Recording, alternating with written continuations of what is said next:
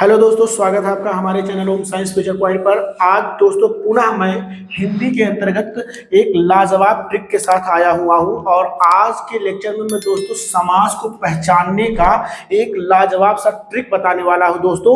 तो बस आपको वीडियो में अंत तक बने रहना है और दोस्तों वीडियो भी बहुत लंबी नहीं होने वाली है, बहुत ज़्यादा से ज़्यादा 8 से 10 मिनट।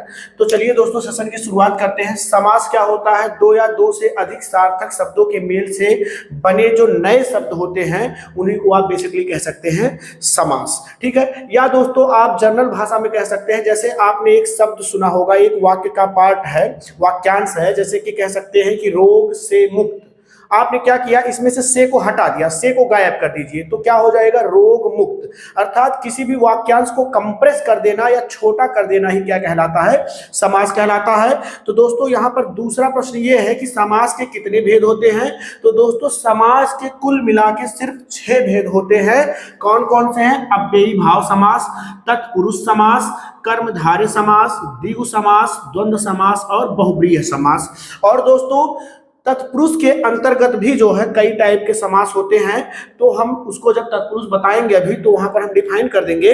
बाकी दोस्तों अब हम एक एक को लेकर और इनको बताते हैं कि किस तरीके से आप शब्दों को देखकर बता पाएंगे कि इसमें कौन सा समास है। तो सबसे पहले हम स्टार्ट करेंगे अव्ययी भाव समास से। तो दोस्तों यहाँ पर है हमारा पहला अव्ययी भाव समास। ठीक है, अव्ययी भाव समास, जैसे मान लीजिए किसी भी एग्जाम में आ गया, कोई शब्द लिख के आ गया और पूछ लिया गया कि इस शब्द में कौन सा समास होता है, तो कुछ ऐसे ही ट्रिक को लेकर आए हैं दोस्तों। तो मान लीजिए अव्ययी भाव है, यदि किसी भी शब्द के शुरुआत में यथा शब्द आ जाए, आ जाए, भर, अनु, निर, प्रा, प्रति, तो वहां पर दोस्तों 100% अव्ययी भाव समास होता है।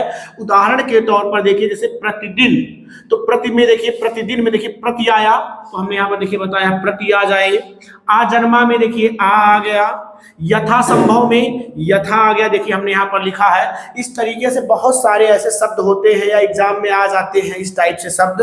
तो वहां पर दोस्तों बस आप इन्हीं शब्दों को कुछ याद करना है। क्या है? यथा है, आ है, भर है, अनु है, निर है, प्रा है और प्रति है। ये शब्दों के शुरुआत में आ जाएं तो वहां पर दोस्तों हमेशा क्या होता है? अव्ययी भाव समास होता है।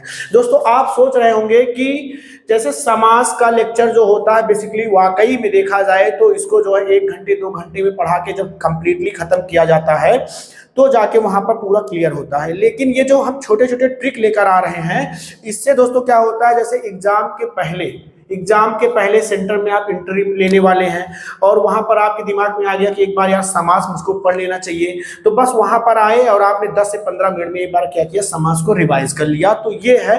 बाकी देखिए दोस्तों, इसको तोड़ना, ठीक है, जैसे प्रतिदिन को तोड़ना और इन सब चीजों को तोड़ना, ये सब चीजें प्रैक्टिस से आएंगी। कि जैसे पूछ लिया जाता है कि प्रतिदिन दिया गया है तो इसको तोड़ दीजिए और वहां पर कौन सा समास होगा, या तोड़ के रखा गया है तो पूछ लिया जाए वहां पर कौन सा समास है। तो ये दोस्तों देखिए प्रैक्टिस से आएगा। ठीक है, तो बिना प्रैक्टिस से कुछ नहीं होने वाला। ये तो बस एक ट्रिक है, तो ट्रिक तो शार्ट ही होता है ना।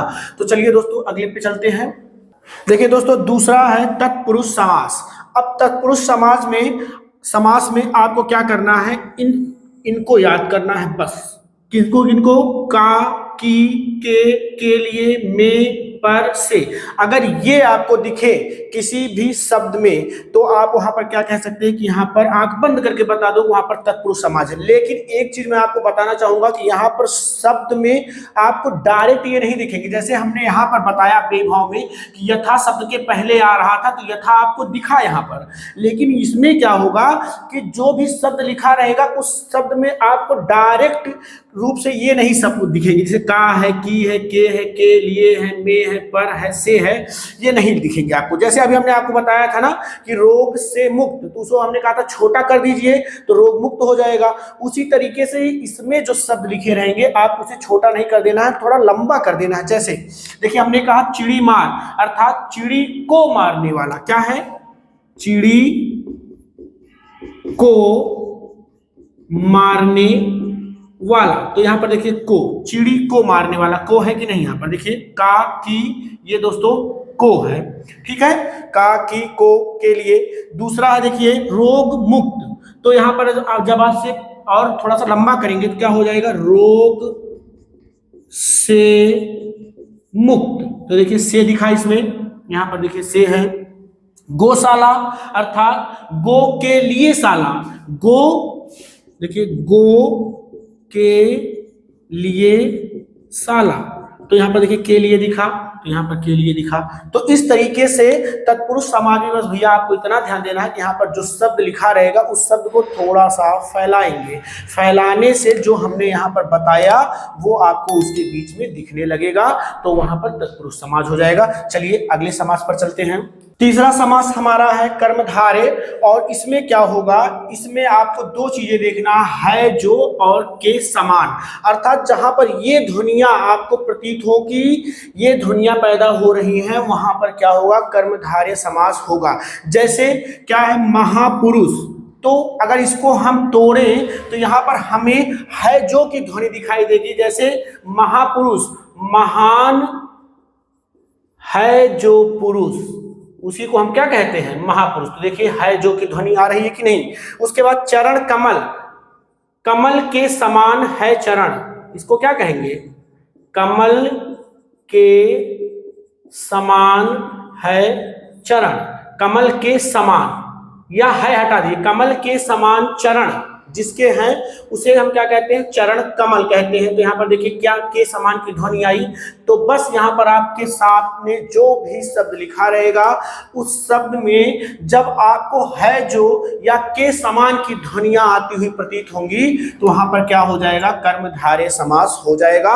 अगला है हमारा चौथा द्विगु समास।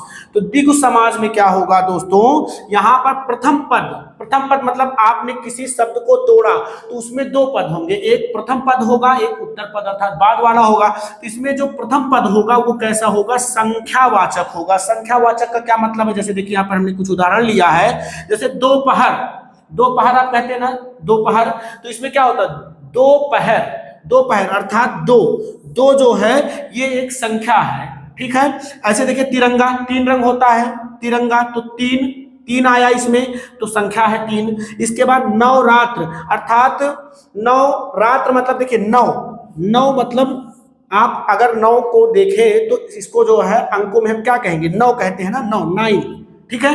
नवरात्रों का समूह, उसी को तो नवरात्र कहेंगे। तो यहाँ पर संख्यावाचक है, अर्थात संख्या आ रही है, संख्या दिख रहा है, कौन सा संख्या है, प्रथम पद अगर संख्यावाचक हो तो वहां पर क्या होता है, द्विगु समास होता है। चलिए आगे चलते हैं। तो दोस्तों पांचवा है हमारा द्वंद्व समास। द्वंद्व समास में क्या होगा, आपको यहां पर देखना और एक है या, ठीक है। अब और या जो है ये आपको डायरेक्ट शब्दों में नहीं दिखेंगे। एक और पहचान बता दे दोस्तों, द्वंद्व समास में जो शब्द लिखे होते हैं उन शब्दों के बीच में लगा होता है डैश। जैसे इस तरीके से देखिए, नदी, नाले। अब हमने कहा कि यहां से डैश हटा दो, तो डैश हटा दोगे तो इसे कैसे लिखोगे, नदी और नाले, इस टाइप से। तो और आ गया खरा, खोटा, ये देखो अपोजिट है एक दूसरे का। अब हमने कहा कि यहां से डैश हटा दो, तो खरा उसका अपोजिट क्या है, खोटा। तो जब डैश हटाओगे तो जब हम इसको लिखेंगे क्या लिखेंगे, खरा या खोटा। तो इस तरीके से और या यहां से जो है आपको जब डैश हटाओगे तो या फिर और आएगा या फिर या आएगा, तो यहां पर क्या हो जाएगा, द्वंद्व समास हो जाएगा। अगला और अंतिम हमारा है लास्ट, बहुव्रीहि समास। इसमें क्या होगा, देवी देवताओं के नाम आ जाएंगे। अब देवी देवताओं के नाम किस तरीके से आ जाएंगे, जैसे आपने देखा होगा कुछ शब्द होते हैं, उन शब्दों को हम खासकर देवी देवताओं के लिए ही प्रयोग करते हैं। जैसे यहाँ पर देखिए गंगाधर, अब ये शक्तिमान वाला गंगाधर नहीं है, गंगाधर, ठीक है। गंगाधर मतलब क्या, गंगा को धारण करने वाला, और गंगा को धारण करने वाले से क्या निकल के आ रहा है, अर्थात भगवान शंकर। तो यहां पर हो गया शिव, ठीक है। तो ये हमारा आ जाएगा बहुव्रीहि समास में।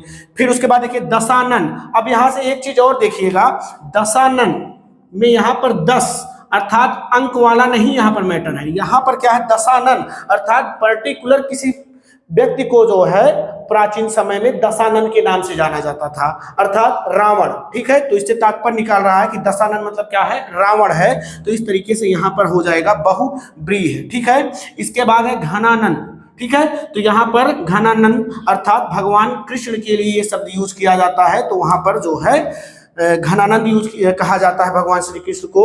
तो इस तरीके से देवी देवताओं के नाम आ जाए तो वहां पर हमारा क्या हो जाता है, बहुब्रीहि समास हो जाता है। जैसा कि हमने कहा था दोस्तों कि विद इन कुछ ही मिनटों में हम पूरा समास समझा कर आपको खत्म करेंगे, और वही हमने किया। तो दोस्तों यहाँ पर देखिए हमने आपको फिर बताया कि इसको तोड़ना मरोड़ना ये सब चीजें जो है ये बिना प्रैक्टिस के नहीं आएंगी। तो बस यहाँ पर हमने इसलिए बता दिया कि एग्जाम से पहले आपको देखना है तो आप वीडियो को फटाक से देखिए और समास के बारे में जान जाइए।